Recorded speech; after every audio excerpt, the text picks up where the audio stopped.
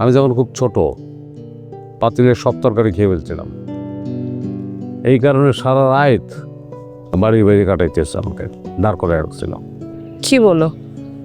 তুমি তো এই কথা আমাকে বলো নাই কখনো আগে। তখন কত বড় ছিল তুমি, মানে তোমার বয়স কত ছিল? আমি ক্লাস 6-এ। আচ্ছা, তুমি খেয়াল করো নাই যে আমাদের বাসায় আব্বারে নিয়ে কখনো কোনো আলাপ হয় না? ভাইয়া আপনাকে একটা কথা বলি, কিছু মনে করে না। তাই বলেন। এই যে আপনারা যে দুইজন বাচ্চাদের রেখে চলে আসলেন বেড়াইতে, কাজটা কি ঠিক করলেন? আমার ভাই এমনভাবে বলতেছেন মনে হয় বাচ্চাদের জেলখানায় রেখে আসে।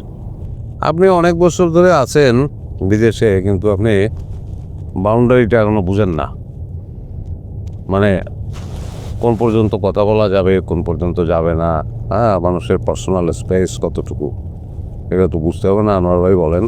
আসলে ভাইয়া আমার তো বাচ্চা কাচ্চা নাই, তাই আসলে বাচ্চার মর্মটা বুঝতে পারি নাই। ওকে, আমিও রসিকতা করছি, অসুবিধা নাই। তাহলে কোথায় যাবো? ভাইয়া আজকে আপনাদের কাছে সারপ্রাইজ দেই, একটা বিশেষ স্পেশাল জায়গায় নিয়ে যাই, আপনাদের মন ভালো হয়ে যাবে। সেটা ব্লাফার্স পার্কে, খুবই সুন্দর জায়গা। এটা মোটেও সারপ্রাইজ না। ব্লাফার্স পার্কে আমরা আগেও গেছি, যদিও জায়গাটা আমাদের খুবই প্রিয়, তবে আজকে যাইতেও খারাপ লাগবে না। চলেন ওখানেই যাই। তুমি আমার উপরে অনেক রাগ না? অনেক বেশি রাগ?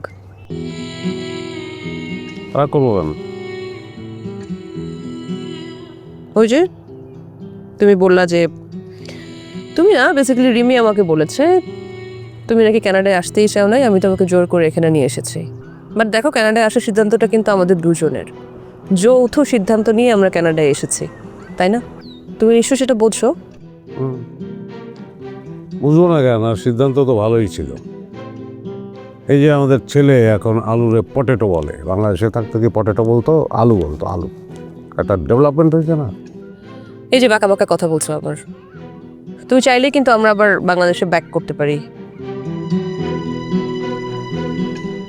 না, ব্যাক করার কথা কি আমি তোমার বলছি নাকি? আচ্ছা শোনো, আমি যে অভিনেতা হইতে চাইছিলাম, এটা কি বলছি তোমার কোনো দিন? তাই? তাহলে হও নাই কেন? আমি যখন কলেজে পড়ি, বুঝছো, ঝামেলা তো লাগাইছিল আসলে আব্বা, নাম রাখছে শামসুদ্দিন। যাই হোক, সেটা ছোটো মোটো করে শামসে এসে ঠেকছি। তো সেটাও না, সেই সময় আসলে আমি আমার নামটাই রাখতে চাইনি, নামটা চেঞ্জ করে ফেলাইছিলাম। আমি আসলে সিনেমা অভিনয়গুলো পছন্দ করতাম, তো নায়ক জাফর ইকবালের নামে আমার নাম চেঞ্জ করে ফেলাইলাম জাফর ইকবাল। ডাক নাম দিলাম মিঠুন, জাফর ইকবাল মিঠুন, মিঠুন চক্রবর্তী। তো একটা মেয়ের সঙ্গে পত্র মিতালি হয়েছে, তো মেয়েটা দেখা করতে চাইছে, আসছে, দেখা করলাম। আমার চেহারা চোখ দেখে তার মনে হয় নাই যে আমার নামটা জাফর ইকবাল মিঠুন হইতে পারে। ভুয়া, এটা বোধহয় বুঝে ফেলাইছিল। তা বললো তো ওয়াশরুম থেকে আসবি বলে, ওই যে উঠে গেছে, আর পেরে নাই, ওয়াশ হয়ে চলে গেছে। হ্যাঁ, পরে এই ঘটনা নিয়ে কলেজে একটা স্টেজ নাটক গেছিলাম, সবাই খুব প্রশংসা করছিল, কিন্তু আব্বা খুব রাগ হয়েছিল। কেন? তুমি তো আব্বাকে দেখো নাই, খুব রাগই ছিলেন। আমি যখন খুব ছোট পাতিলের সব তরকারি খেয়ে ফেলছিলাম। এই কারণে সারা রাত বাড়ি বাড়ি কাটাইতেছে, আমাকে দাঁড় করে রাখছিল। কি বলো? তুমি তো এই কথা আমাকে বলো নাই কখনো আগে। তখন কত বড় ছিল তুমি, মানে তোমার বয়স কত ছিল? আমি ক্লাস 6-এ। আচ্ছা, তুমি খেয়াল করো নাই যে আমাদের বাসায় আব্বারে নিয়ে কখনো কোনো আলাপ হয় না? তাই তো, রিমির মুখেও তো বাবাকে নিয়ে আমি কোনো কথা শুনি না। আব্বা যখন মারা যায়, রিমি তখন খুব ছোট ছিল। তো যাই হোক, আমার এই অভিনয় এগুলো তো আব্বা পছন্দ করতো না। পরে শিক্ষকতা শুরু করলাম। অবশ্য এটা আমি খুব এনজয় করতাম।